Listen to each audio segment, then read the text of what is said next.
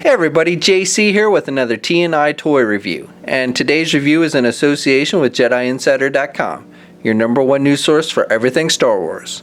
And for today's review, we're going to take a look at the new release Star Wars SH Figuarts Mace Windu figure from Tamasi Nations and Bandai.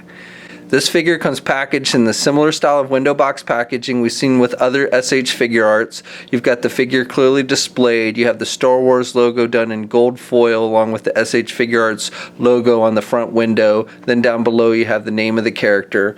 On the side you have the Star Wars logo, and the other side you have an image of the figure, and then on the back of the packaging you have a look at the figure in various poses showing off the accessories. And then a bunch of writing I really can't read.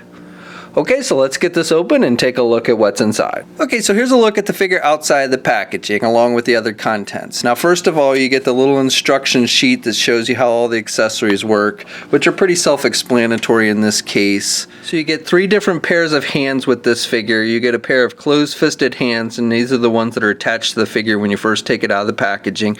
Then you get a pair of grip hands for holding the lightsaber, and then you get a pair of open hands, some force-wielding hands. To switch the hands out, it's the same like we always see on the SH Figuarts hand. So you just pull out the hand, and the hand's got the hole, and then you've got the little ball peg, and then you want to just plug in the hand that you want to switch it out with. And sometimes that little peg, especially on this figure, can move around on you, but usually it snaps into place pretty easily, and once it's in there, it stays nice and tight. The figure comes with his lightsaber, and you get 2 different versions. So you get the lit one, and you've got some nice detailing on the hilt. You've got silver, a metallic silver with some gold trim, and then you've got some black. So overall I like the detailing, and you got the little button. So on this one, the blade is actually removable. He's got the purple translucent plastic blade, and it is removable. But this blade, the handle with the blade doesn't actually clip on the belt. They give you a second one that has the little longer peg that sticks out, and you plug it into the belt. So basically the same handle, you just can't attach the blade to this one. To get him to hold the lightsaber, you have to have the hand, one of the grip hands in. Now because the grip hand is basically the fingers are attached to the thumb, so it makes a complete circle. What you have to do, because the lightsaber does have that little button that kind of sticks out, so it's hard to push it in this way. You can do it if you really kind of push it, but the easier way to do it is to string it from the bottom and just slide it up, and then it slides right into his hand. And then finally the figure comes with 2 different head sculpts, and both head sculpts I think look pretty true to Samuel L. Jackson. So this is the one that's attached to the figure when you first get out of the packaging, and this is more of a normal expression. Still looks like he's about to kick some ass or something, but this is the more or less angry looking face. And I think they've done a nice job of capturing the likeness of Samuel L. Jackson with it. Good skin tone, good paint applications on the eyes and everything. And again, I think they've done a nice job of capturing the look of Jackson, and he's bald like he was in the movie.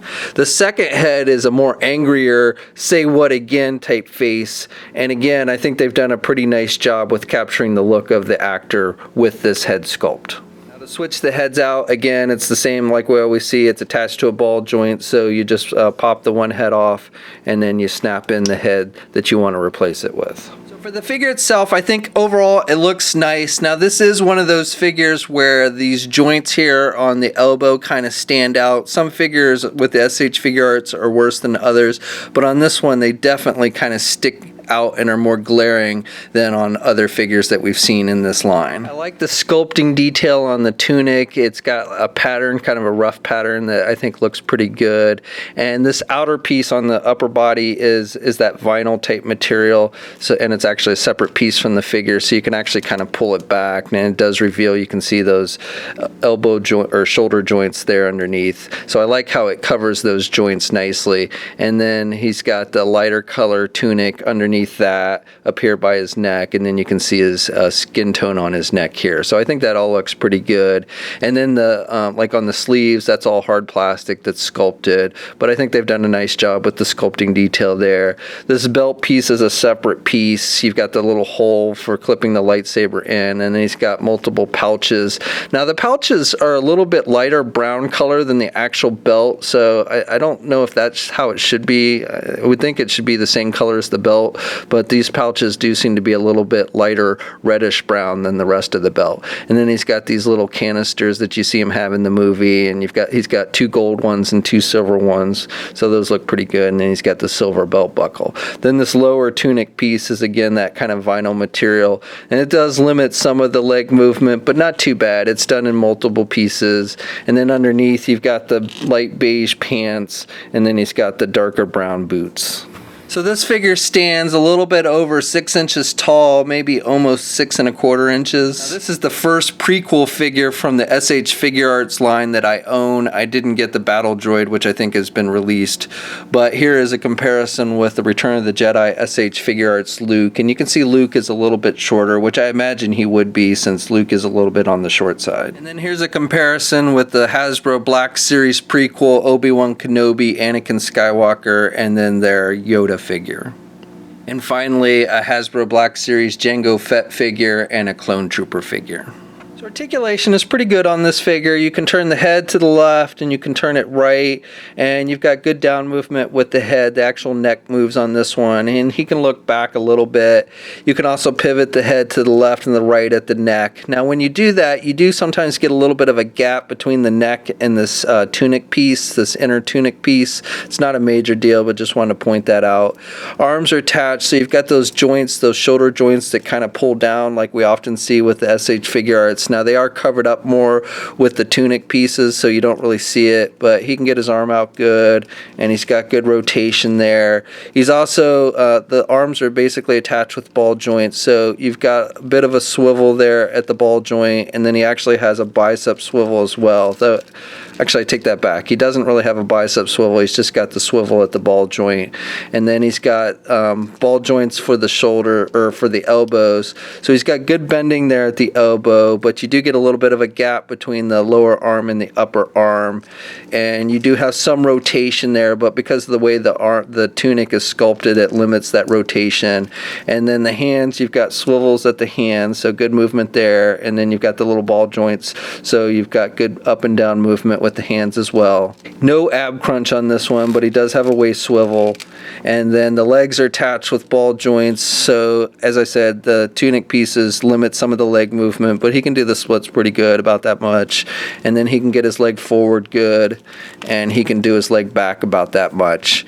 And then he has basically a thigh swivel up there near the ball joint.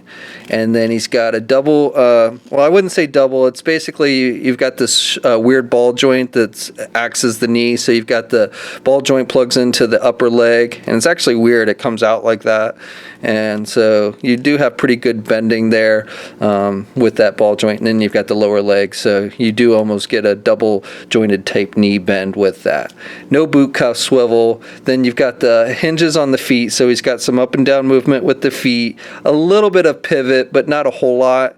And then he also has rotation there at the ankle. He does have toe articulation, and then no peg holes on the bottom of the feet. Okay, so that's my review. Overall, I like this figure. So this is actually one of the few SH Figuarts that have been made that there isn't a Black Series counterpart to. I think the Battle Droid's the only other one that's been made that Hasbro hasn't done a 6-inch version of.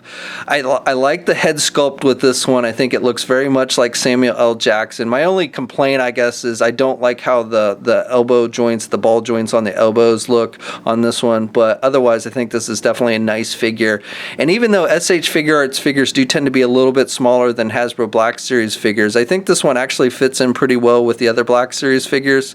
So if you're looking for a fill-in until Hasbro gets around to doing one, I think this one will meet your needs pretty nicely. So this figure is out now. It's available anywhere SH Figuarts are sold.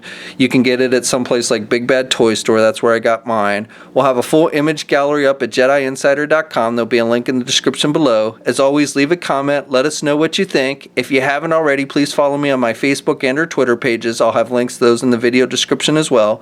And until next time, I'll catch you later.